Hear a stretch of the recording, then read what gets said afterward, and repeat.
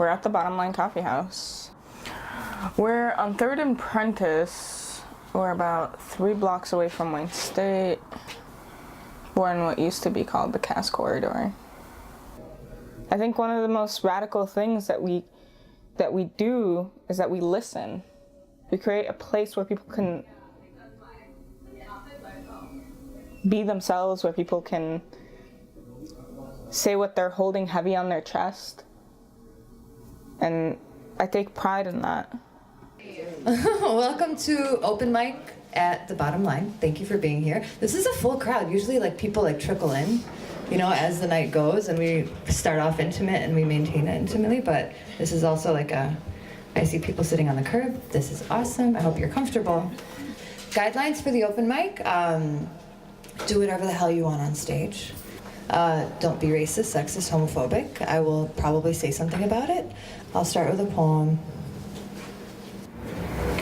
Garden City was the kind of city we always lived on the edge of. We rolled up Swisher Sweets and cruised through its streets paved with bruised leaves and our smoky chariot, an '01 Ford Taurus with a dent on the front left bumper. Cracked white paint. It was a place like Westland and Taylor and parts of Dearborn, but not like Inkster.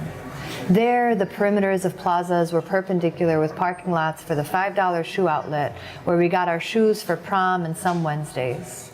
And the beauty supply, where we got our fake eyelashes, those of us who had plucked them all out, like some birds do when the cage is too small. There, they had tanning salons named for their vacation destinations with their families.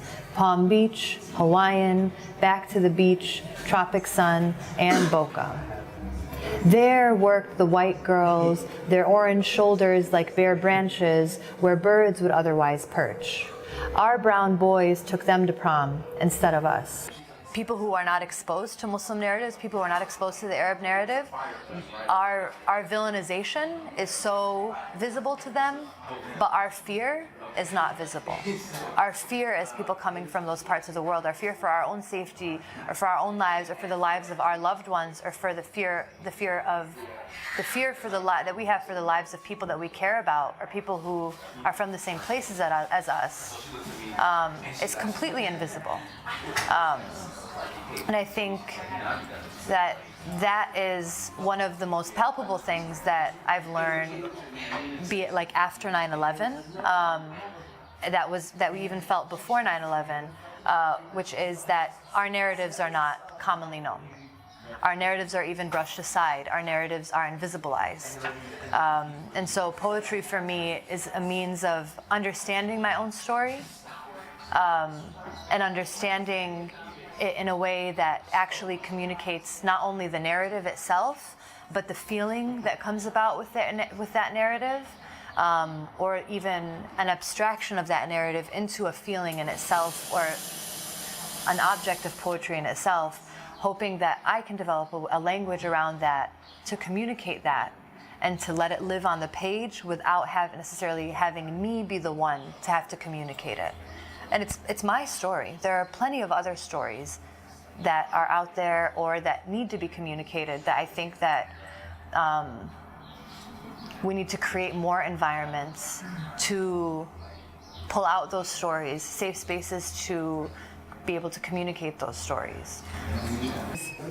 We were the ones who moved on up to neighborhoods without train tracks tracing them like a spine, no nerve endings sprawling to abandoned homes and factories, no automobile industrial complexes with floodlights constellating them despite the smoke and its thick stink, familiar to the children in classrooms a quarter-mile away.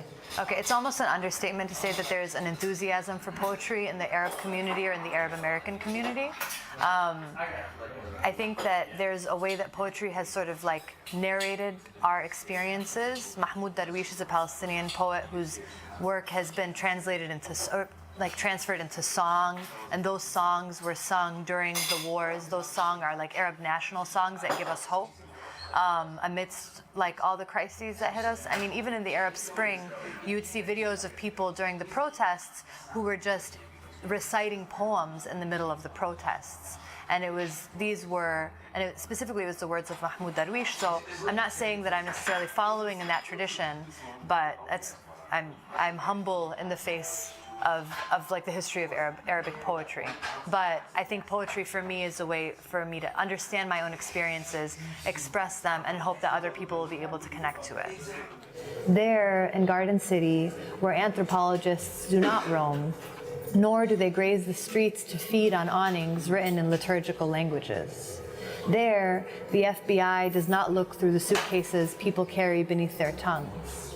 My parents, here, 30 years, are self-taxonomized homing pigeons. I heard them in the bathroom one day, clipping each other's wings. I heard no words, only trilling and the crack of scissors on bone.